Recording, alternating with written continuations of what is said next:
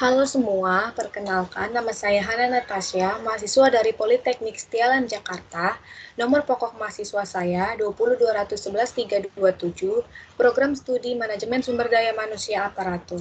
Kali ini saya akan memaparkan blog yang telah saya buat terkait pengelolaan informasi kepegawaian sebagai output tugas praktik mata kuliah Sistem Informasi Manajemen Sumber Daya Manusia oleh Ibu Dian Indriani selaku dosen mata kuliah kelas V51. Sebelumnya, pengertian blog sendiri adalah website berupa media online yang berisi konten dalam bentuk artikel, video, dan foto yang dikelola oleh seorang blogger atau beberapa penulis sekaligus. Baiklah, akan saya paparkan blog yang telah saya buat.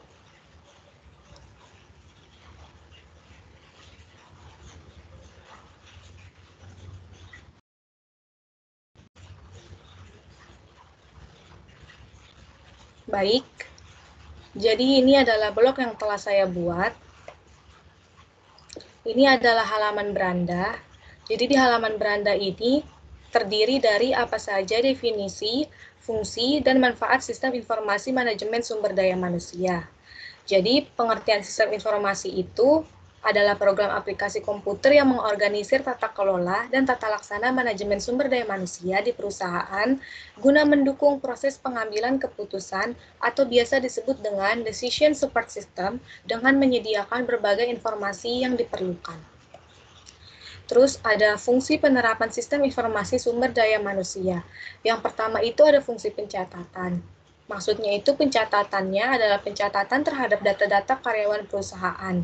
Pencatatan ini juga dibagi dua, yaitu pencatatan database dan pencatatan informasi pekerjaan. Terus yang kedua ada fungsi rekrutmen dan penerimaan. Sistem informasi sumber daya manusia juga menawarkan fungsi berupa pemrosesan sistematik dalam hal pencarian, perekrutan, dan penerimaan pegawai dengan kualifikasi yang sesuai dengan kebutuhan perusahaan. Terus yang ketiga juga ada fungsi pelatihan dan pengembangan tenaga kerja. Di samping pengelolaan data, sistem informasi sumber daya manusia juga memiliki fungsi pelatihan dan pengembangan tenaga kerja yang berguna untuk meningkatkan skill, performa, dan wawasan karyawan. Yang keempat ada fungsi administrasi keuangan, yang kelima ada fungsi absensi. Lalu ada manfaat dari penerapan sistem informasi manajemen sumber daya manusia. Yang pertama, manfaatnya itu ada database yang lebih terorganisir, sistem informasi sumber daya manusia tidak akan menyimpan berkas-berkas terkait karyawan dan perusahaan yang menumpuk. Segala bentuk informasi yang dibutuhkan sudah disimpan dalam satu lokasi, sehingga untuk mudah dilacak dan diperbarui. Terus yang kedua juga efisiensi waktu. Penerapan sistem informasi sumber daya manusia akan membuat segala urusan administrasi HR menjadi lebih mudah dan cepat. Misalnya, pengajuan serta approval cuti karyawan jadi lebih mudah menggunakan aplikasi. Yang ketiga, membuat HR lebih fokus pada tugas strategi. Mereka bisa memanfaatkan skill yang mereka miliki untuk fokus pada tugas-tugas yang lebih strategis untuk meningkatkan performa perusahaan. Yang keempat, memudahkan karyawan. Dengan memiliki sistem informasi sumber daya manusia yang baik, karyawan juga akan lebih mudah dalam mengurus keperluan administratif mereka, sekaligus mengurangi beban tim HR dengan hal-hal yang seharusnya bisa mereka kerjakan sendiri. Yang kelima, memudahkan dari sisi HR. Banyak juga para petinggi perusahaan yang pada akhirnya terkesima dengan bagaimana tim HR bisa melaksanakan tugas-tugasnya seperti membuat report dan mengurus payroll dalam waktu yang singkat. Selanjutnya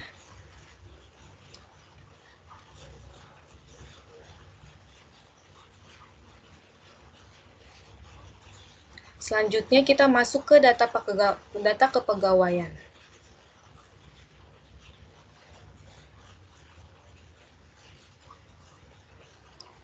Baik, di data kepegawaian ini terdiri dari nomor, nama pegawai, jenis kelamin, kode jabatan, nama jabatan, golongan, dan status.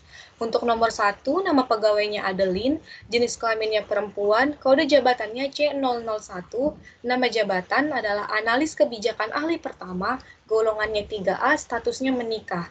Untuk nomor 2, nama pegawainya Nicholas, jenis kelaminnya laki-laki, kode jabatannya C002, nama jabatannya analis anggaran media. Golongannya 4A, statusnya menikah. Ini semua sengaja dibuat berbeda agar terlihat perbedaannya, dan ini tuh sudah termasuk dalam peraturan pemerintah yang berlaku.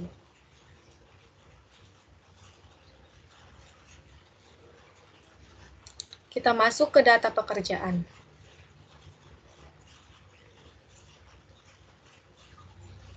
Di data pekerjaan ini terdiri dari nomor, golongan, kode jabatan, tunjangan umum, tunjangan keluarga, tunjangan makan, asuransi kesehatan. Untuk nomor 1 golongannya 3A, kode jabatannya C001, jabatannya analis kebijakan ahli pertama, tunjangan umumnya 185.000, tunjangan keluarganya 150.000, tunjangan makannya 47.000, asuransi kesehatan 250.000. Untuk nomor 2, golongannya 4A, kode jabatannya C002, jabatannya analis anggaran madya, tunjangan umumnya 190.000, tunjangan keluarganya 250.000, tunjangan makan 41.000 dan asuransi kesehatan 300.000. Ini sudah sesuai dengan peraturan pemerintah. Lalu kita masuk ke data gaji pegawai. Di data gaji pegawai ini terdiri dari nomor, kode jabatan, nama pegawai, jabatan, gaji pokok, dan tunjangan jabatan. Untuk nomor 1, kode jabatannya C001, nama pegawainya Adeline, jabatannya analis kebijakan ahli pertama, gaji pokoknya 3 juta, tunjangan jabatannya 360.000. Untuk nomor 2, kode jabatannya C002, nama pegawainya Nicholas, jabatannya analis anggaran madya, gaji pokoknya 5 juta, tunjangan jabatannya 980.000. Ini juga sudah sesuai dengan peraturan pemerintah. Dan yang terakhir ke About Me, tentang saya. Jadi di About Me ini ada nama saya, Hana Natasya, mata kuliahnya Sistem Informasi Manajemen Sumber Daya Manusia. Untuk data kepegawaian tadi referensinya diambil dari Perpres nomor 3 tahun 2019, Perpres nomor 98 tahun 2020 tentang gaji dan tunjangan pegawai, Permenpa nomor 5 tahun 2016, Peraturan Pemerintah nomor 15 tahun 2019.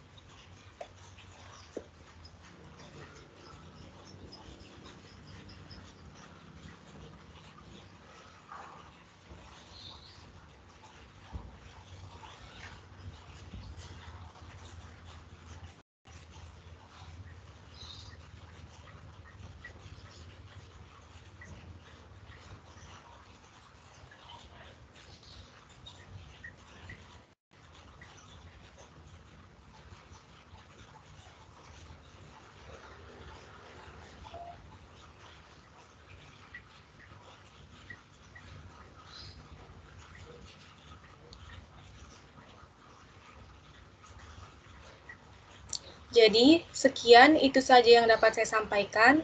Kurang lebihnya mohon maaf. Terima kasih.